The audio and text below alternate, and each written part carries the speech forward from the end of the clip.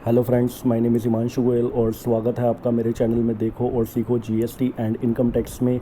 So guys, GST portal पर कुछ functionalities आ गई हैं, बहुत ही इंपॉर्टेंट फंक्शनलिटीज़ हैं जिनके बारे में आपको जानना चाहिए।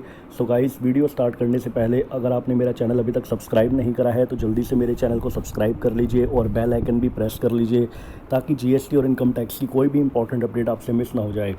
सो गाइस, आइए डिस्कस करते हैं। सबसे पहली जो आई है वो है moving the records saved in IFF to later months of same quarter by tax payers under QRMP scheme.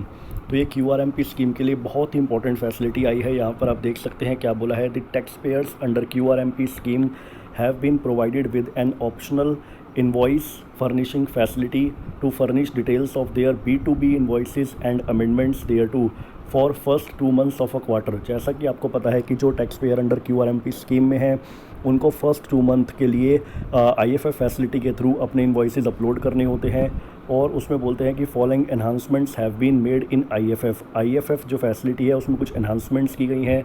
उसमें बोलते हैं tax payers can now move the records saved in their IFF of first month of a quarter if the time for filing it has expired to IFF of second month of the quarter। तो यहाँ पर ध्यान से पढ़िएगा, यहाँ पर बोला है कि जो IFF फैसिलिटी यूज़ कर रहे हैं और IFF जो फर्स्ट मंथ में उन्होंने कोई इन्वॉइसेस अपने सेव्ड करके छोड़ दिए हैं और उस मंथ का जो टाइम ऑफ फाइलिंग है, आईएफएफ फाइल करने का जो टाइमिंग है वो एक्सपायर्ड हो चुका है, तो अब वो इन्वॉइसेस जो हैं जो फर्स्ट मंथ के आईएफएफ में आपने सेव्ड करके छोड़ दिए हैं उसको आप सेकंड मंथ में मूव कर सकते हैं। उसको बोला है कि tax payers can now move the record saved in their IFF of first month of a quarter to IFF of second month of a quarter. उसके बाद बोलते हैं tax payers can also move the records saved in IFF of first month and second month of the quarter.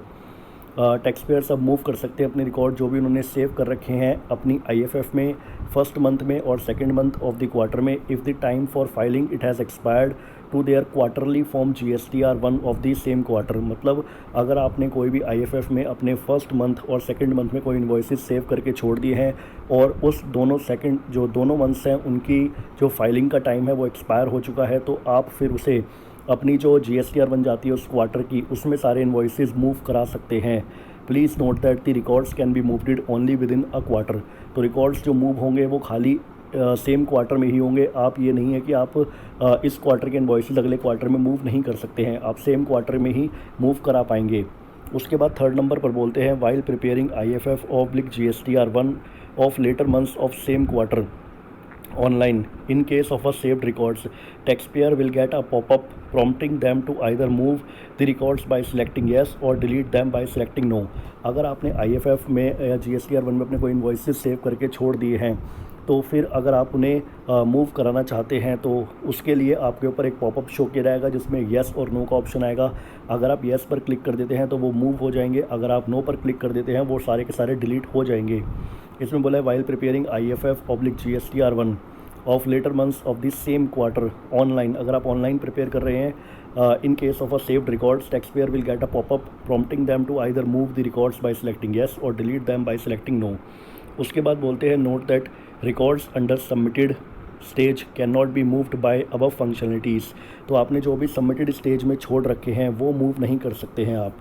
उसके बाद second क्या important चीज़ आई है, auto population of GSTR3 liability for tax payers under QRMP scheme from their IFF and GSTR1।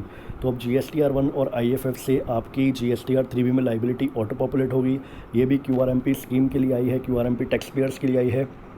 यहाँ पर बोला है a tax payers under QRMP scheme can declare their liability through optional IFF for month 1 and month 2 of a quarter and form GSTR1 for month 3 of the quarter.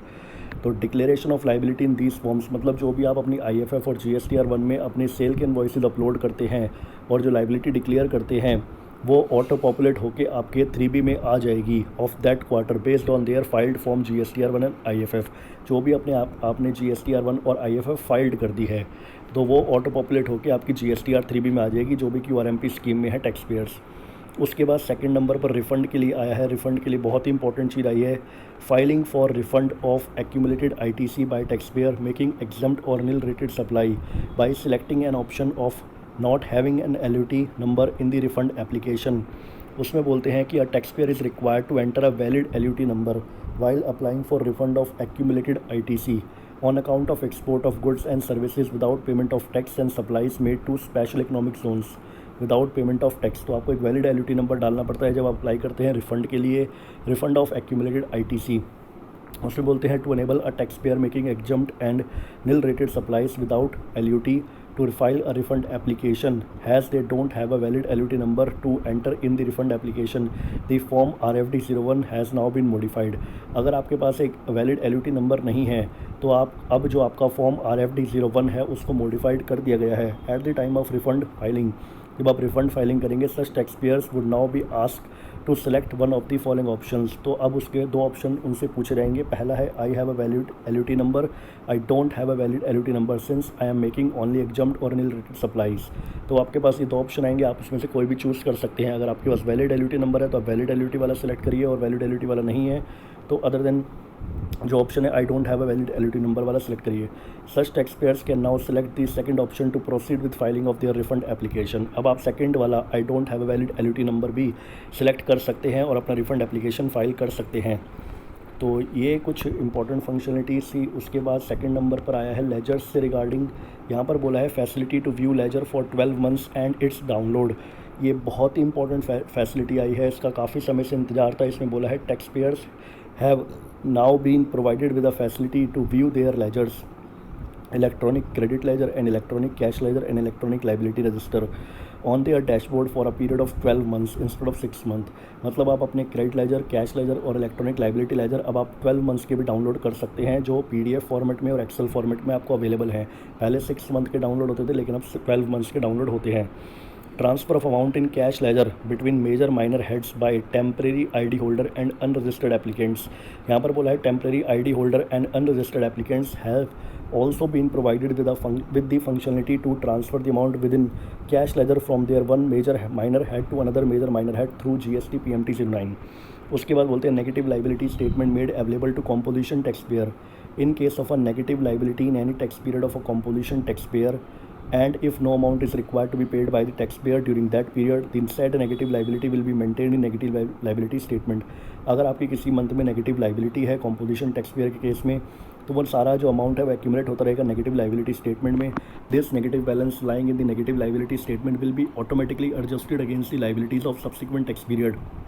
तो जो भी आपका balance negative liability statement में रहेगा वो adjust होगा जो भी आपकी फ्यूचर में लाइबिलिटीज़ बन रही हैं। This statement would be accessible to them post logging by navigating.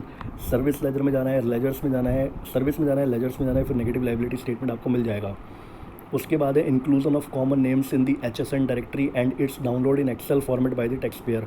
तो ये HSN की टेबल जो है आपकी, उसमें क्या बोला गया है, the currently available HSN master has been updated on the GST portal and it now includes product name commonly used in trade corresponding to a particular HSN code.